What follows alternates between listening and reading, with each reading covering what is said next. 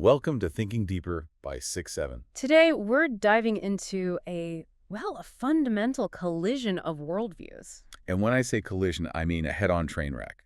Mm-hmm. We're looking at the transcript of this huge intellectual showdown over one single motion. We would be better off without religion. Yeah, and this is not some polite academic debate. This is a battle between the new atheists who see faith as a man-made poison. And the defenders of faith who see it as, the only thing that gives life meaning. It's the ultimate fight, really. Logic versus meaning, the head versus the heart. And our source for this is a legendary Intelligence Squared debate from back in 2007. The lineup for this is, honestly, it's just staggering. For the atheists, you have the late Christopher Hitchens, a man who could basically weaponize the English language. Mm-hmm. Along with Richard Dawkins and the philosopher Anthony Grayling, a real intellectual juggernaut. And on the other side, defending religion, you've got archaeologist Nigel Spivey, Rabbi Julia Neuberger, and the philosopher Roger Scruton. A very formidable team in their own right. So let's get right into the heat of it.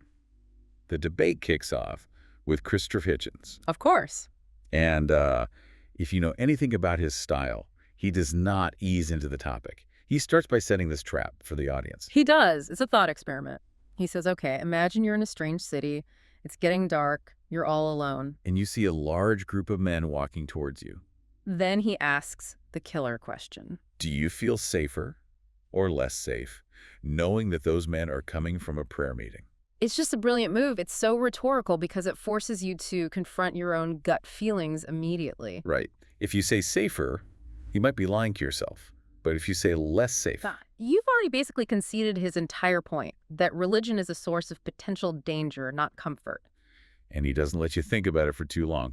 He immediately launches into what he calls his Letter B tour. This is pure Hitchens. It's so visceral. He just rattles off this list of cities, all starting with B, that have become synonymous with sectarian violence. Belfast, Beirut, Bombay, Belgrade, Baghdad. Bethlehem. It's a brutal list. He's literally mapping the world's worst conflicts and laying the blame at religion's door. Exactly. And for him, it's not just a coincidence that religion is there. He says it's the fuel. It's the thing that makes people define their citizenship by faith, which he argues has retarded or destroyed civilization in all those places. It's that narcissism of small differences, isn't it? Like in Belfast, it's not enough to be a Christian. You have to be the right kind of Christian. Precisely. Or in Baghdad, your life could depend on whether you're Sunni or Shia. Hitchens calls this a celestial dictatorship. A dictatorship you can't even escape by dying. That's his point. It claims to own you for all eternity. And it was all made up, he says, by a species that's just half a chromosome away from the chimpanzee. Which is, that's the perfect setup for his teammate, Richard Dawkins. It is, because while Hitchens attacks the behavior of religious people, Dawkins goes right for the belief itself. He wants to tear down its intellectual credibility. Dawkins is the scientist, so he's very systematic.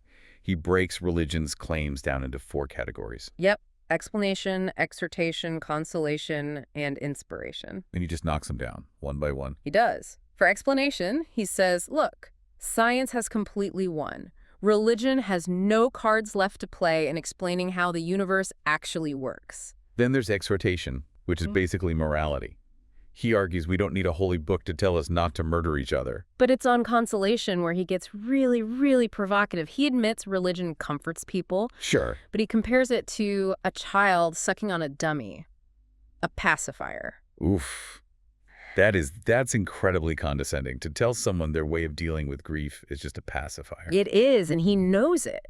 But for him, there's a huge difference between what's comforting and what is actually true, and he thinks it's undignified for an adult mind to get comfort from something that isn't true. We should face the universe as it is, he'd say. Cold and vast, but understandable. Okay, before we get to maybe the most chilling part of his argument, I just want to take a quick second. If you like my channel, please subscribe, press the like button.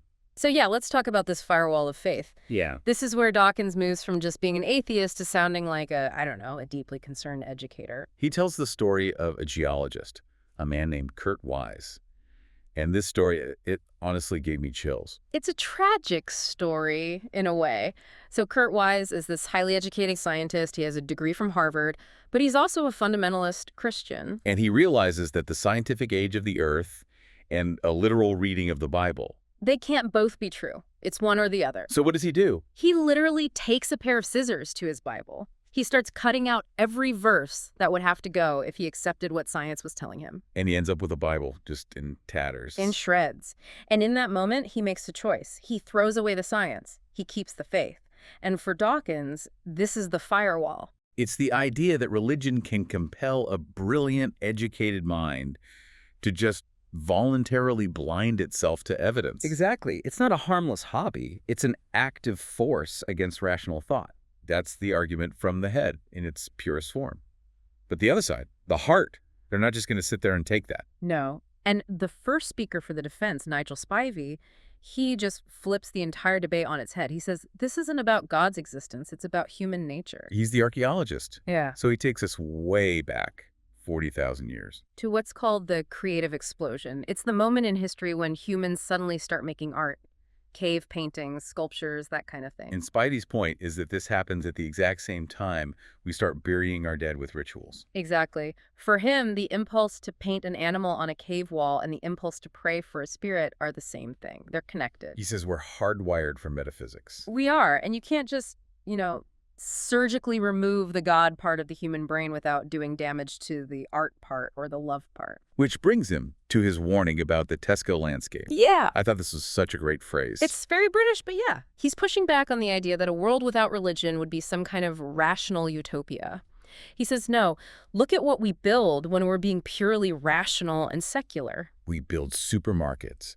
We build parking lots. We build Tesco's. Function over form. No one builds the Sistine Chapel just to be rational. You build it because you believe in something sublime, something transcendent. So if you kill the superstition, you also kill the sublime. You're left with a flat, gray world where the tallest thing on the skyline is a grocery store clock. That's a powerful and kind of depressing image. And Rabbi Julia Neuberger picks up right there. She defends what she calls moderate faith. She says the atheists are just picking on the worst examples, the fundamentalists and the terrorists. He's saying don't judge the whole dinner party by the one guy who got drunk and flipped over the table. Exactly. For millions of people, she argues, religion is about community. It's about marking the big life events, birth, marriage, death. And she points to social reform. William Wilberforce. The man who led the fight to abolish the slave trade in the British Empire, that wasn't a secular movement. No, that was driven by a deep religious conviction. Her point is that religion provides the moral purpose to do good, to fight for justice, even when it's not easy. But the atheists have a counterpunch for this whole morality argument. It comes from Anthony Grayling. Yes, the Martian thought experiment. Right. He says, imagine a Martian PhD student comes to Waterloo Station in London and asks people what values they want to teach their children. And everyone says the same things. Be responsible, work hard, save for the future, get a good education. All very sensible, secular, middle-class values. And the Martian gets confused. He says, wait a minute, you all claim to be Christians, but your holy book tells you to take no thought for the morrow and to consider the lilies. I see the problem. If we actually live by the New Testament, we wouldn't be setting up retirement funds. That's Grayling's entire point. In practice, we are all secular humanists. We value things that help us thrive in this world. We don't actually live by the dogma. So he's saying the moral framework religion claims to provide is a sham. We're good despite it, not because of it. But just as you think, the atheists have cornered them on that.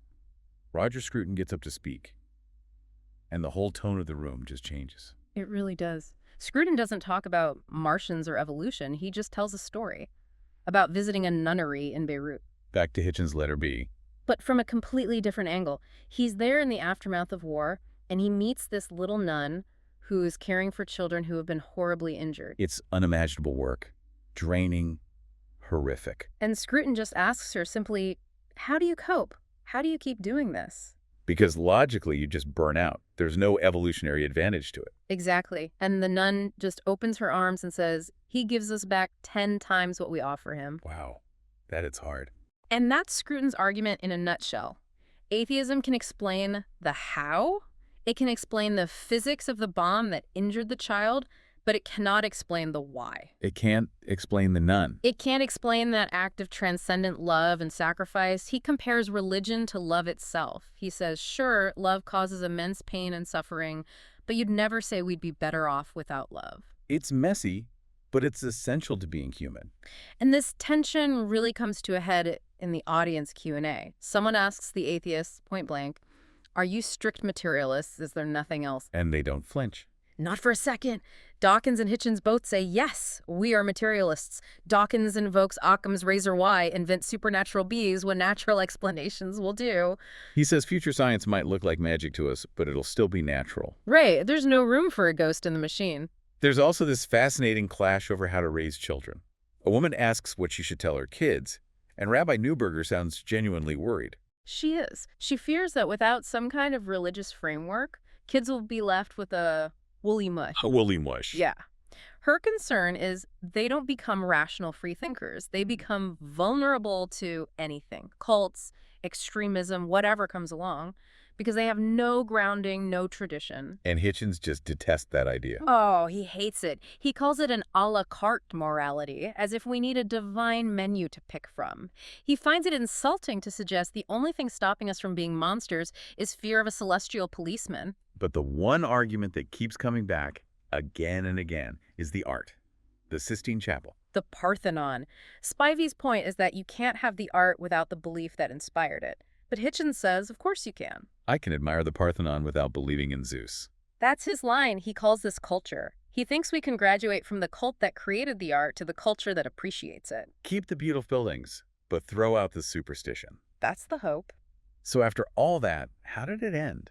They voted at the beginning and the end, right? They did. At the start of the night, it was already leaning towards the atheists. 826 for the motion, 681 against. So a decent lead, but not overwhelming. But after the debate, it was a landslide.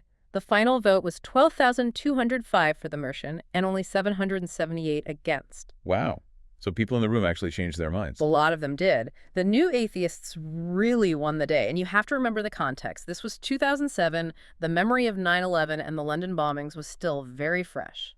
So the argument that religion is a uniquely dangerous force that had a lot of power. It resonated deeply. Logic won. Truth, you could say, beat beauty. It did. Yeah. But, and this is the question the debate sort of leaves hanging in the air. Go on. Well, if the against side, if Spivey and Scruton were right about one thing, it might be that humans seem to have this God-shaped hole in our psychology. We crave meaning. You seem to be hardwired for it. So the really big question is, if we actually did it, if we managed to scrub the world clean of religion, what would we fill that hole with? Exactly. Do we all become the rational, enlightened citizens the atheists hope for? Or do we just find new idols to worship? Political ideologies, technology, Yep. charismatic leaders. And those new idols might be far more dangerous because at least the old religions have thousands of years of tradition and, checks and balances to try and restrain them. The new ones wouldn't. We might kill God just to find something far worse waiting to take his place. A pretty terrifying thought to end on. Thanks for listening to this deep dive.